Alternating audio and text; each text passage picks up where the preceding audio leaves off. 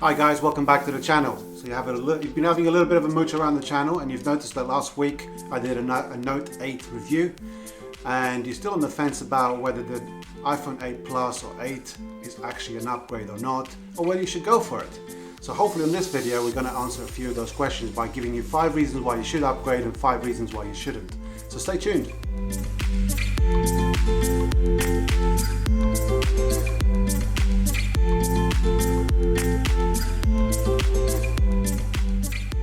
Reason 1, I'm going to start giving you little tips and you got to guess. Well, Apple in their keynote said it's strongest on a smartphone.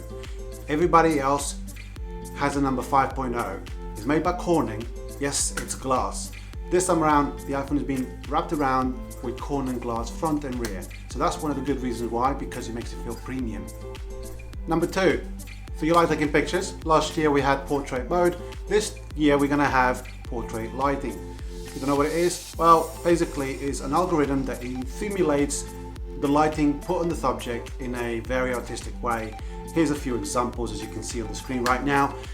It's still on beta, so the results can be varied, but if you've been following me on my Twitter channel and my Instagram, I've been putting some selfies and some stuff that I've used of it. I'm quite impressed and I can't wait to see what comes next. Number 3, everybody else has had it for a long time.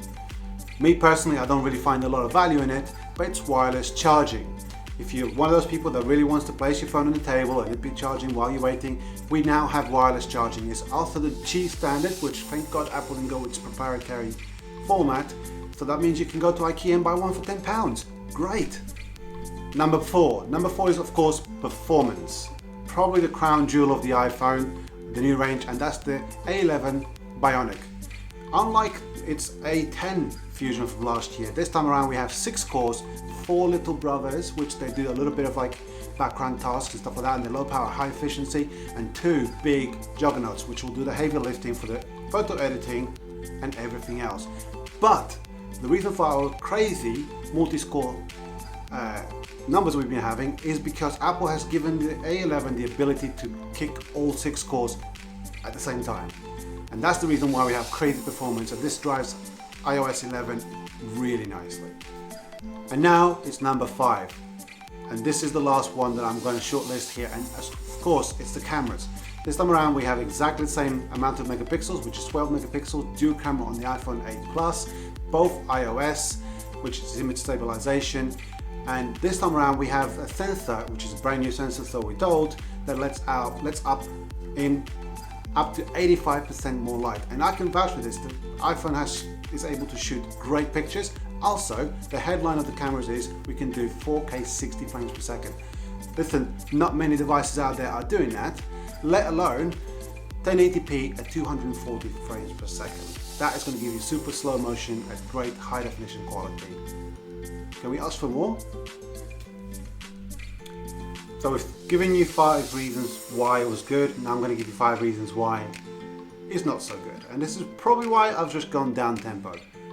So, reason number 1 is, of course, when the iPhone 6 came out, in my opinion, it revolutionized the way phones should have been designed. And indeed, it was great. Not so much when we're now 3 or 4 years into it and the iPhone 8 looks exactly the same as the iPhone 6, except for the back. So, my reason not to buy is of course design. We've not had any changes in 3+ years, and Apple, quite frankly, that's just frankly lazy. So reason 2 is the screen. Unfortunately this time around for the iPhone 8 and the iPhone 8 Plus, we still have the same old 4.7 inch screen and 5.5 inch screen, with only one little upgrade, which is the True Tone. This just changes the color tones of the screen depending on its environment to make it warmer or colder. It's nice, but you won't really notice it unless you place it right next to another iPhone or another phone. So for me, the fact that we don't have high resolution or anything like that on the iPhone 8 and iPhone 8 Plus, it's really lazy. So reason 3, and this one's probably me just being a little bit picky, but given the fact that Apple hasn't given us a new design, given the fact that they haven't given us a new screen, the least they could have done is given us some new colors, or at least more colors. Over the years we've had space gray, which across the range they don't match each other, so Apple has a very interesting way of naming space gray for their devices. We've lost the red, we've lost the pink, or actually rose gold as some people have called, and we've got only three colors, gold, space gray, and silver. Ugh. Reason 4. Now, if Apple needed any more reasons to deter some people away from this phone, let's talk about price. You're not going to go for the 64 gig version because, quite frankly, when you're shooting at 4K 60, it's going to take away so much data, so much storage, shall we call. So you're going to go for the 256. An iPhone 8 Plus 256 is £950. For another £150, you could get another Apple iPhone that's due to come out soon. So reason 5, and probably one of the reasons why you're actually watching this, and it's because Apple decided to release 3 devices this year, 2 old ones, or shall we call them the S version, and the new one, the iPhone X. You are my best friend and we've got some things to do.